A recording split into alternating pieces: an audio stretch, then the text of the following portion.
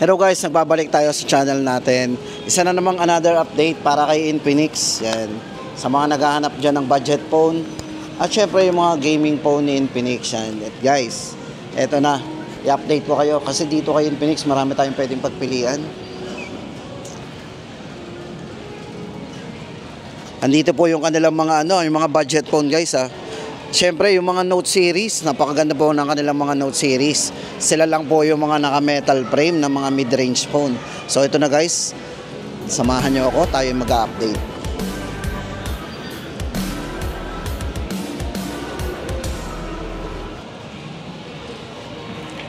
Ito guys, para sa latest update natin dito kay Infinix. Yan.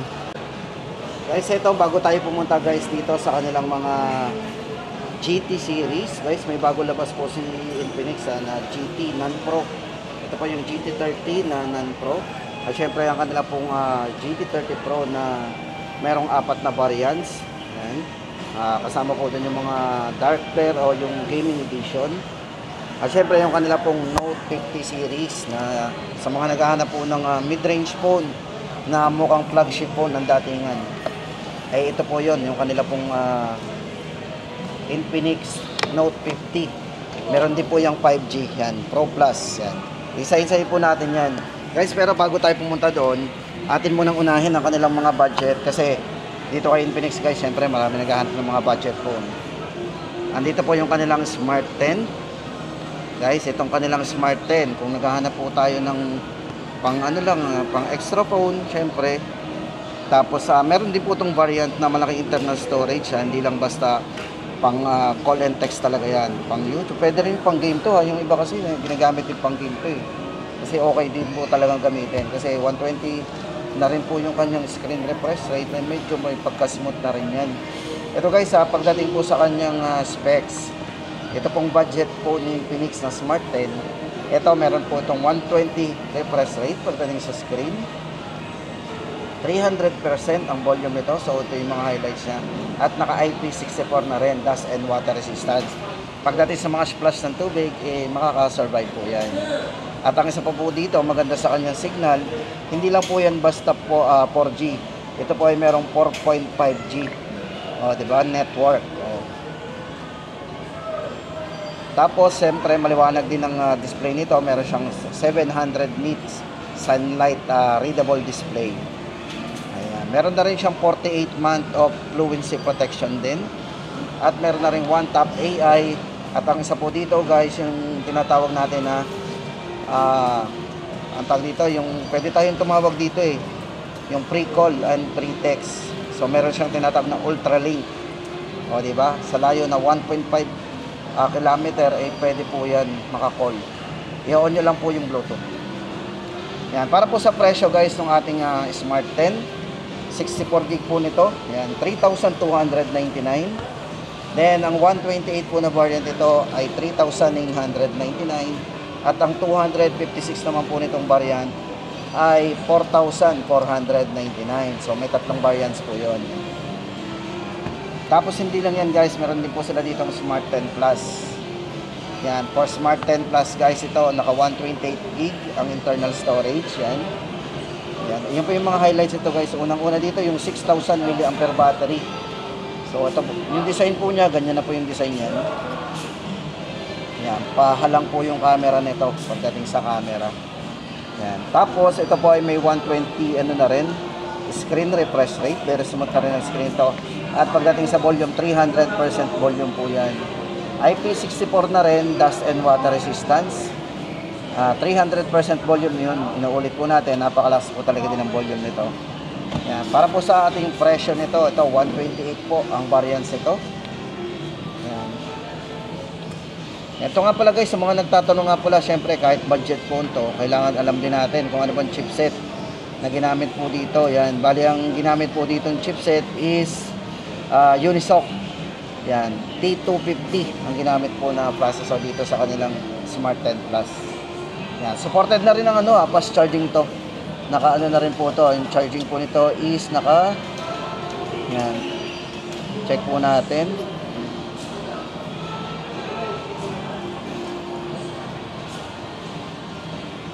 Naka charging nito.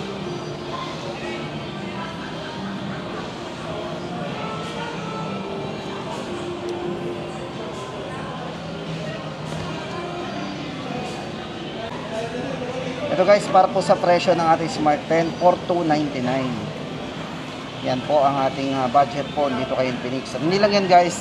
Ito naman yung kanila pong bagong release. May bagong release po sila dito ng ano eh, ng Hot 60. Pero isasabay na po natin dito sa mga Hot 60 series nila. Ito, unahin po muna natin ang kanilang Hot 60i. Na may tatlo din tayong pwedeng pagpilian dito. 128. Meron tayong 256. Yan, ano po yung pinagkaiba po ng tatlo na to guys. Yan, pagka tayo ay bibili ng Hot 60i. Para po sa variant nito na yung RAM po nito 6 plus 6 ang RAM. So 6 GB RAM, 128. Naka 45 watts na po yan din. Lahat po yan guys is naka 45 watts fast charging. 5,160 mAh battery. Ayan. Tapos sa camera naka 50 megapixel na rin. So ang difference po nila, ito po 128. Ang isa po ay naka 16256 at ang isa po ay naka 8 GB RAM 256. Para po sa mga presyo, ito po. Bali ang price po ng ating ito na Hot 60i is 4,999. Then yung ito naman pong merong RAM na 4 plus 4 ang RAM. Yan. 4 GB o 4 plus 4. Tapos 256, ang price naman po nito is 5,299. Yan, ito yung camera. 5,299. At syempre guys, ito namang isa 5,999. So mataas naman po ang RAM niyan, 16 GB RAM, 256. Yan po yung tatlong variants ng kanilang Hot 60i. At yung sinasabi ko po sa inyo na bagong labas din po ni Infinix pagdating po sa kanilang Hot 60. Ito po, meron po silang 5G. Kung hanap po natin ay pinakamurang 5G dito kay Infinix. Ito po yung kanilang Hot 60 5G Plus. Naka MediaTek Dimensity 7060 po 5G processor ang ginamit. Meron na rin siyang 5-year fluency protection. Yan, para po sa kanyang smooth screen. At naka NFC na rin po ito guys. Pwede po tayo mag-transfer dito ng mga photos and files. So mabilis. So ito bali yung variant na hawak natin. Naka 16 GB RAM, 256 GB. Yan, para siyempre guys, unang-una dito yung kanyang 5G. So sa mga naghahanap po ng 5G dyan, yan, ito po yung kanilang Hot 60 5G. 5,200 mAh na rin po ang battery nito. O di pa, pang matagalan na rin. Pagdating po sa camera, smooth display na rin po yan. Meron po siyang tinatawag na stabilize din. So stabilize po ang ating video dito. Pagdating po sa presyo, yan, ulitin po natin 16 GB RAM 256. Price po nito 7,999. Tapos ang kanila pong Hot 60 Pro naman. So ito. For Hot 60 Pro guys, yan. Ito po yung design. Guys, ang design po ng Hot 60 ganito rin flat din. Yan. For Hot 60 Pro, ito po, bali ang variant po na hawak natin. Naka 8 plus 8 din ang RAM nito. 256 GB internal storage. Ito mukhang iPhone. Manipis na iPhone. Ito, pagdating sa processor, yan, naka MediaTek G200 po ang ginamit na processor. Bali po ang nipis din ito. Medyo manipis din po ang design ng kanilang Hot 60 Pro. Naka 6.6 mm ultra thin design po yan. Medyo magaan din po. 170 gram din po ito. Medyo magaan. Tapos ang maganda po sa display nito, 1.5K resolution din. Tapos ano na po yan maliwanag. 144 Hz yung kanya pong display. AMOLED display na rin po yan. Napakabibit ng display po ng ating at patibay na rin ang glass nito guys. Corning Gorilla Glass na rin. O ito, sa halagang 6,999. Hot 60 Pro, naka Corning Gorilla Glass po tayo. Hanap po kayo ng mga naka Corning Gorilla Glass na worth 7,000. Wala po tayong makikita. Mostly ay nasa mga 10,000 pataas. O diba yan, naka Corning Gorilla Glass. 6,999. Eto guys, pakita ko sa inyo yung camera nila. Pagdating sa video, napaka-smooth po ng video nito. May stabilize po ang video nito.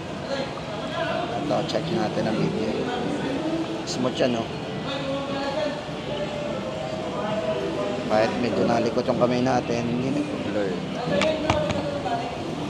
Tapos guys, ito lipat naman tayo sa kanilang Hot 60 Pro Plus. So ito naman po yung pinakamanipis na cellphone ngayon ni Infinix. Ang kanila pong Hot 60 Pro Plus. Hindi naman po yung display. Ang ganda ng display nito guys. Naka 1.5K resolution din to. Super AMOLED display. 144 Hz na rin po yung kanyang screen refresh rate. Diba? Usually nakikita natin sa mga matataas po yung mid-range phone, yung mga gantong specs. Pero dito kay Infinix, sa halagang 8,999, meron na po tayong ganong kaganda. Especially sa design guys, napakanipis po ng design nito. 5.95mm po ang nipis nito, 5.95. Naka 3D curve, ano po yan phone. So, meron na rin po siyang one-tap AI. Guys, kung mapansin yung mga button ng mga Hot 60 Pro, meron nga pala siya ditong button na one-tap AI. Shortcut po yan. Pwede natin gawing shortcut key yan sa mga usual na ginagamit po nating app. Now, matibay din po ang glass nito. Naka-Corning Gorilla Glass din. Pagdating sa camera, isa po dito yung kanyang Sony camera na 50 megapixel. Pakita ko po sa inyo yung Sony camera nito. Sony, let's go. Yan. So, ito naman po yung advantage po ng kanilang Hot 60 Pro Plus. Naka Sony camera, naka-stabilize na rin ang video. At pagdating sa sound, naka JBL sound po yan. Yung may tatak po yan, naka JBL sound. Sound by JBL. Yan, para po sa presyo, 8,999, naka 16GB RAM, 256GB. Hot 60 Pro Plus. Yan. 4G po yan guys ha. Tapos ito naman po yung bagong release ni Infinix. Ang kanila pong non-pro. Ito po yung kanilang GT30. Ayan. So, MPL official rin po. Tapos smartphone partner din. Ayan. MPL. Ito po yung design. The same naman po ng GT30 Pro. Pero maganda nga lang dito guys. Yung syempre, yung presyo bumaba. Ito naka 16256 na rin. 8 plus 8 ang RAM. 256GB. Internal storage. Ito. Bali ang price po natin dito is 11,999. So, MLBB certified 120 FPS din yan. Naka 120 FPS din. 1.5K resolution ang screen at naka 144 Hz din ang kanyang screen refresh rate. So, napaka-smooth. Meron din po yung GT trigger guys. Ito, yung button nya. Naka GT trigger din. So, yan. Sa mga naghahanap po ng mga budget po na medyo mura at pangmalakasan din kumbaga. Ayan. Ito po bali MediaTek Dimensity 7400 5G ang ginamit na processor dyan. Yung chipset na ginamit. 11,999. GT30. 5G din po to. Ayan. Naka 5G na din.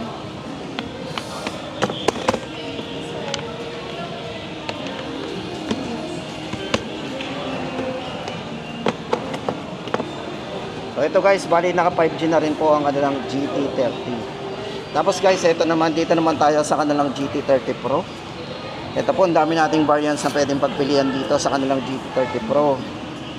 Yan, yun nga po, bali ang ito po, meron tong 256GB na variant, 8 plus 8 ang RAM nito. Tingnan nyo naman po yung design. Ito po, bali ang kulay black po nito ay iba po yung ilaw na lumalabas dito. Yun po yung kanilang Gaming Master Edition. Pero ito pong hawak natin, ito po yung Shadow Ash na kulay po ay gray, tapos ang ilaw po na lumalabas sa likod niyan is white. Then white and gray po, magkaiba po yung price. So ito na nga po guys, pagdating po sa 256GB na presyo po nito, 13,999 white and gray. Tapos kapag ka 256GB naman po, white and gray, 15,999. Kapag black po, ayan po yung price natin. Sa 256 po, 14,999. At 16,999 naman po kapag 512GB. Gaming Master Edition kulay black. So ito guys, so check po natin yung mga specification po ng GT30 Pro para may idea po tayo. Ito guys, maganda dito camera. Kung more camera tayo, hindi lang basta gaming phone to. 120Hz, 108 po. Yung kanyang 108 megapixel po pagdating sa kanyang camera. Very smooth din ang camera nito. Meron siyang 4K resolution pagdating sa video. Yan, pwede po kayo mag 4K recording dito.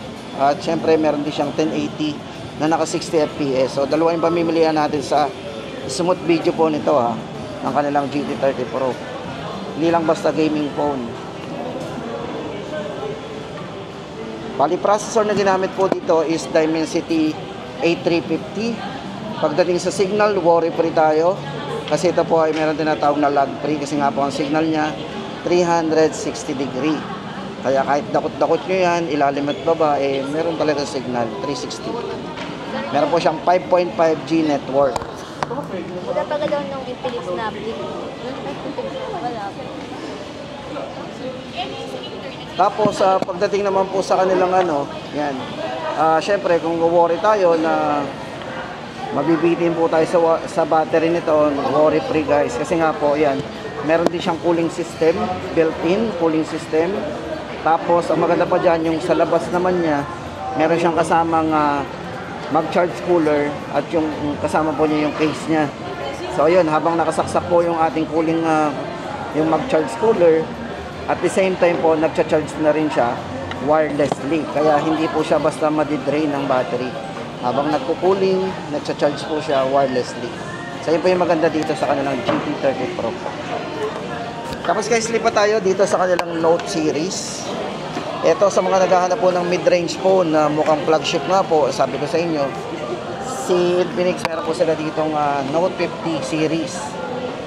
Ayan, tingnan nyo naman po yung design yan. May kahawig po yan. O, alam nyo na kung anong kahawig nito. Siyempre, mga S24, S25. Guys, ang design nito, flat. Tapos yung bezel nito, sobrang nipis. Tingnan nyo naman yung bezel niya. Halos full screen po yan. Ito guys, maganda dito, naka-Corning Gorilla Glass na rin yan, matibay ang glass. AMOLED pa yung display, so napaka-vivid o napakaliwanag po ng display nito. Ayan. Kung camera naman, no worry tayo sa mga lag din. Kasi ito ay, ang camera po nito is naka-stable na rin. Especially guys, itong Pro ha. Kapag Pro, ang binili natin. Meron din siyang wide angle oh. Meron siyang 0.6, lalawak po yan. Nilagay niya sa 0.6. Try natin. O, diba? 0.6.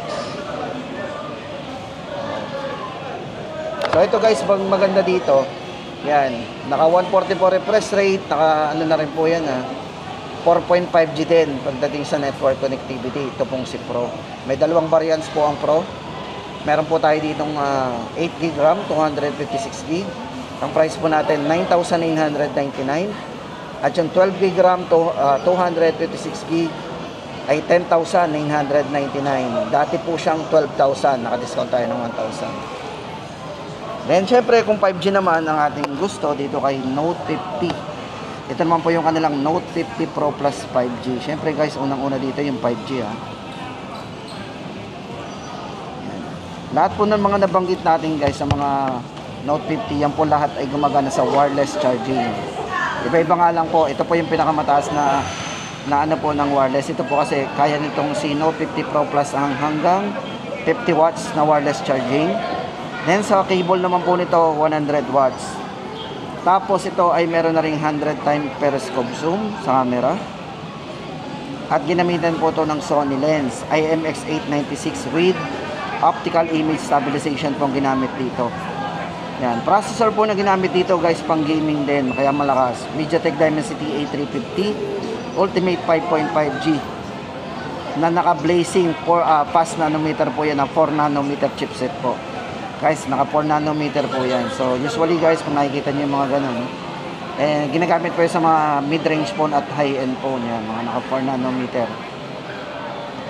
Yan, para po sa ating presyo. Yan, naka 12GB RAM, 12 plus 12. Ang RAM niyan, 24, tapos 256GB internal storage, 17,999. Oh guys, ano pang hinihintay natin? Naka-metal frame po yan. Oh. Ito po yung sinasabi ko sa inyo, mga naka-metal frame. Parang dito lang po tayo makakakita ng naka-metal frame na mid-range phone. Usually, ang mga naka-metal frame po ay mga high-end phone lang. Ayan.